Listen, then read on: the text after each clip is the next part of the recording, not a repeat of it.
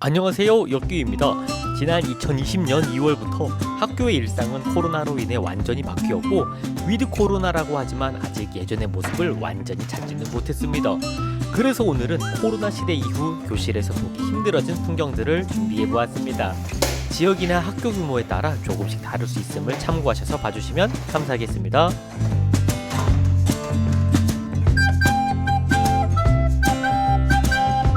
첫 번째는 피리 부는 아이들입니다. 실내 마스크 의무화로 일단 학교 건물 내에서 모든 공간에서는 마스크를 착용해야 합니다. 리코더, 단소, 소금 등은 연주가 비교적 간단해서 음악 교육 과정에 실려 있는데요. 이런 악기들의 기악 수업이 쉽지 않아졌습니다. 요즘은 학급에 따라 이런 관악기 연주 수업을 하기는 합니다. 하지만 이런 연주나 연습은 수업 시간에만 가능하고 쉬는 시간이나 점심시간에 연습하거나 리코더에 흥건히 고인 침튀기 이런 장난은 이제 보기 어려워졌는데요. 과거 복도에서 계절 따라 울려 퍼지던 봄봄봄, 가을 아침, 그리고 시도 때도 없이 나오는 사랑을 했다 이런 아름다운 연주들을 듣기 정말 어려워졌습니다.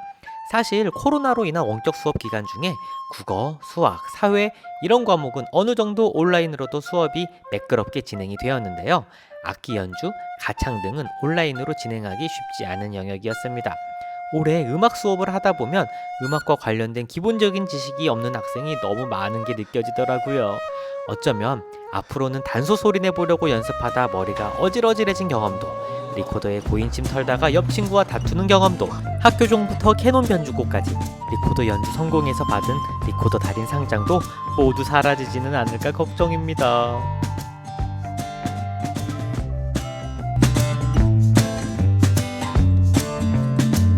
두 번째는 학교에서 아이스크림 먹기입니다. 무더운 여름 아이스크림은 정말 사랑이죠.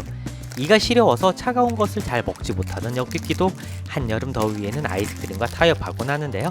500원 하는 아이스크림을 20명이 나눠 먹으면 만원이니 방학을 앞두거나 특별한 날에 이벤트로 아이스크림 먹는 학급이 종종 있었습니다. 이제는 교실에서 음식을 먹는 모습 보는 게 쉽지 않아졌는데요. 물론 교실에서 급식을 하는 학교의 경우 그나마 나을 수는 있지만 식당에서 급식을 하는 경우는 교실에서 음식 먹는 모습을 상상하기 힘듭니다. 물론 마이쮸나 멘토스, 간단한 사탕 젤리류는 상품으로 뿌려지면서 입속에 휙 집어넣기는 합니다. 그리고 남은 쓰레기는 아무데나 던지는 정말 하지만 이제 아이스크림을 학교에서 먹는 것은 정말 쉽지 않죠. 영양 문제, 위생 문제도 있고 아이스크림 자체를 좋아하지 않는 가정도 있으니 원래도 시도하기가 쉽지 않은데 교실이나 운동장 등 교내에서 먹는 것은 불가능에 가까워졌습니다. 아이스크림을 미끼로 해서 이것저것 하면 학생들의 집중력도 올라가고 전투력이 상승해서 서로 협동하고 양보하고 응원하고 노력해서 학교 생활했던 예전 학생들이 생각나네요. 내일이라도 우리 반 친구들 아이스크림을 사서 나누어 먹고 싶지만 그렇지 못하는 현실이 너무너무 야속합니다. 유유.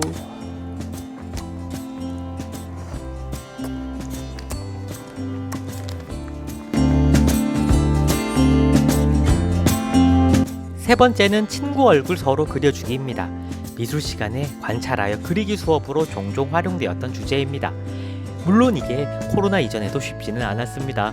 친구 얼굴을 그려야 하는데 그림 솜씨가 없는 친구들은 이게 싸우기 딱 좋은 작품을 만들기 일쑤였거든요. 사실 그 친구도 최선을 다한 거긴 하지만 보는 입장에서는 쉽지 않았을 것 같습니다. 특히 예민한 저학년들의 경우 눈물을 흘리는 일도 다반사였다고 합니다. 지금은 마스크 착용으로 인해 서로의 얼굴을 거의 모르는 거 알고 계시나요? 밥 먹을 때 잠깐 내리기는 하지만 식당의 경우는 가림판이 있고 교실에서 급식하는 경우도 마스크를 내리는 시간은 아주 제한적이니까요. 어른들도 요즘 밖에서 마스크 벗는 것을 부담스러워한다고 하는데 아이들도 마찬가지인 것 같습니다.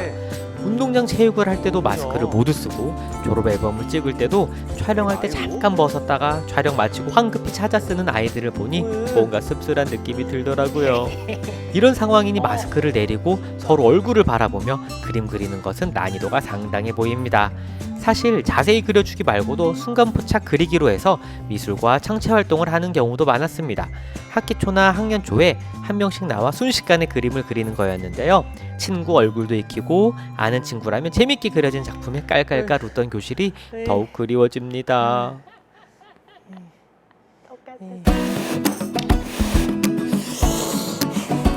네 번째는 라면 파티입니다. 어떻게 보면 교실에서 할 수 있는 이벤트 중 거의 끝판왕입니다. 보통 학급 전체로 하는 칭찬 스티커를 다 모으거나 칭찬 온도가 100도를 돌파하거나 방학 전에 선생님 재량 이벤트로 컵라면 파티를 하는 경우가 있었습니다.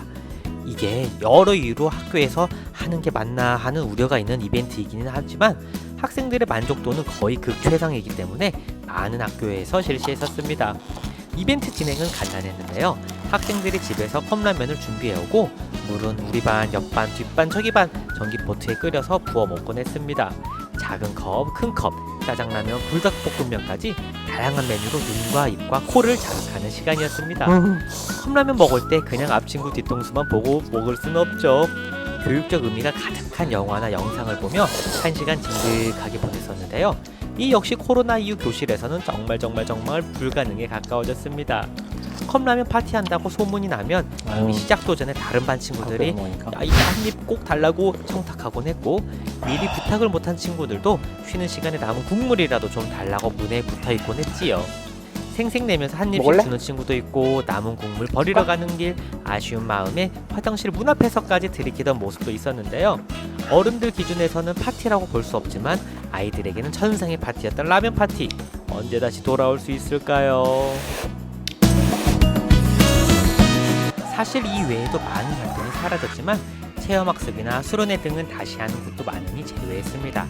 오늘 언급한 내용들은 실내 마스크 의무화가 해제되면 다시 학교에서 볼 수 있을 것 같은데요. 어서 완전한 일상으로 돌아오기를 바랍니다. 오늘 소식은 여기까지입니다. 그러면 다음번에 더 좋은 소식으로 찾아오도록 하겠습니다.